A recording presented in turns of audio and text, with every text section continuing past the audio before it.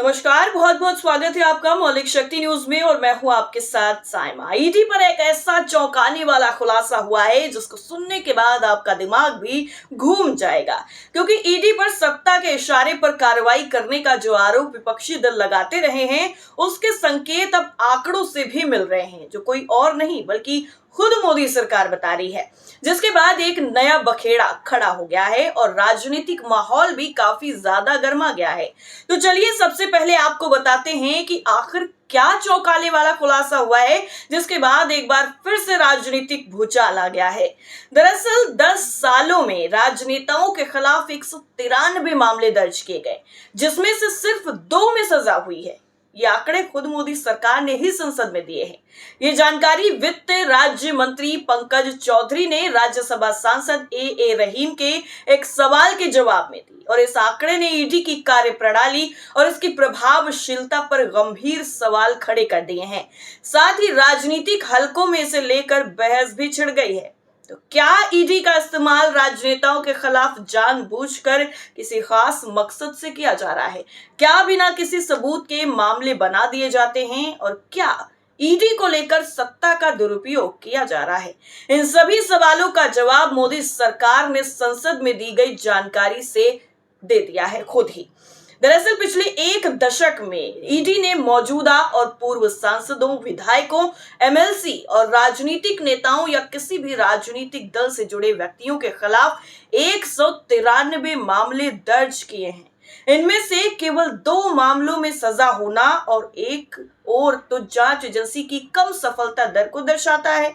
वहीं दूसरी तरफ ये सवाल उठाता है कि क्या ये कार्रवाइयां केवल जांच तक सीमित रह जाती हैं या फिर सबूतों और अभियोजन की गुणवत्ता में कमी है। सरकार ने यह भी साफ किया है कि कोई भी मामला योग्यता के आधार पर रफा दफा नहीं हुआ है। इसका मतलब है कि ज्यादातर मामले या तो लंबित हैं या जांच के अलग अलग चरणों में अटके हुए हैं। राजनीतिक दल लगातार ये आरोप लगाते रहे हैं, खासकर विपक्ष, कि ईडी के मामले लंबे समय तक दबाए रखे जाते हैं और जब चुनाव आते हैं तो फिर इन मामलों को सक्रिय कर दिया जाता है और एक्शन पर एक्शन धड़ाधड़ दिखाई देता है। कथित जॉब फॉर लैंड स्कैम में बुधवार को ही लालू यादव के परिवार को ईडी ने तलब किया। बिहार में अगले कुछ महीनों में ही चुनाव होना है। आरजेडी आरोप लगा रही है कि ऐसा चुनाव में भुनाने के लिए, फर्जी आरोपों में छवि खराब करने के लिए किया जाता है। सभी विपक्षी दल ऐसे ही आरोप लगाते रहे हैं। ईडी का दावा है कि वो केवल विश्वसनीय सबूतों के आधार पर मामले दर्ज करती है और राजनीतिक संबद्धता के आधार पर भेदभाव नहीं करती है। लेकिन विपक्षी दलों का आरोप है कि ये एजेंसी मौजूदा सरकार के राजनीतिक हथियार के रूप में काम कर रही है और इस दावे को बल तब और ज्यादा मिल जाता है जब ये नजर आता है कि 193 में से 125 मामले पिछले 5 सालों में दर्ज किए गए, जो नरेंद्र मोदी सरकार के दूसरे कार्यकाल के दौरान का वक्त है। सुप्रीम कोर्ट ने भी हाल ही के सालों में ईडी की कम सजा दर पर चिंता जाहिर की है। अरविंद केजरीवाल मामले में फैसले में कोर्ट ने कहा था कि पीएमएलए शिकायतों और गिरफ्तारियों का डेटा कई सवाल उठाता है। इसने गिरफ्तारी पर एक समान नीति की जरूरत पर जोर दिया था और पिछले साल तृणमूल कांग्रेस के नेता पार्थ चटर्जी की जमानत याचिका पर सुनवाई के दौरान कोर्ट ने टिप्पणी भी की थी कि ईडी का सजा प्रतिशत बेहद खराब है और ये सवाल उठाया था कि एक आरोपी को कब तक बिना सजा के हिरासत में रखा जा सकता है। कोर्ट ने यह भी कहा था कि पिछले 10 सालों में 5000 मामलों में से केवल 40 में सजा हुई, जो कि ईडी की गुणवत्ता वाली अभियोजन पर ध्यान देने की जरूरत को रेखांकित करता है। पिछले साल ही सुप्रीम कोर्ट ने ईडी को तब तगड़ा झटका भी दिया था जब इसने साफ कह दिया था कि ईडी सीधे पीएमएलए के तहत आरोपी को गिरफ्तार नहीं कर सकती है। सुप्रीम कोर्ट ने गिरफ्तारी करने के इसके अधिकार में कटौती भी कर दी है। सुप्रीम कोर्ट ने तब ये कहा था कि एक विशेष अदालत द्वारा शिकायत का संज्ञान लेने के बाद ही ईडी गिरफ्तार नहीं कर सकती है। अदालत ने साफ साफ कह दिया था कि ईडी को अगर पीएमएलए के तहत गिरफ्तारी करनी हो तो उसे विशेष अदालत से संपर्क करना होगा और उसको ये बताना होगा कि वो आरोपी को हिरासत में लेना चाहती है, यानी अदालत की मंजूरी जरूरी कर दी गई। बहरहाल संसद में दी गई ताजा जानकारी केवल राजनीतिक नेताओं से संबंधित मामलों पर केंद्रित है, जो इस आंकड़े को और भी सीमित दायरे में लाती है।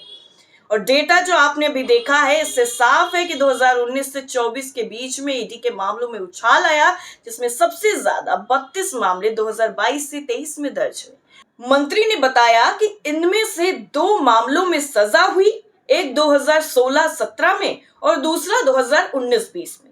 वहीं रहीम के सवाल पर कि क्या हाल ही के सालों में विपक्षी नेताओं के खिलाफ ईडी के मामले बढ़े हैं और यदि हाँ तो इसका औचित्य क्या है, मंत्री ने जवाब दिया कि ऐसी कोई जानकारी नहीं रखी गई है।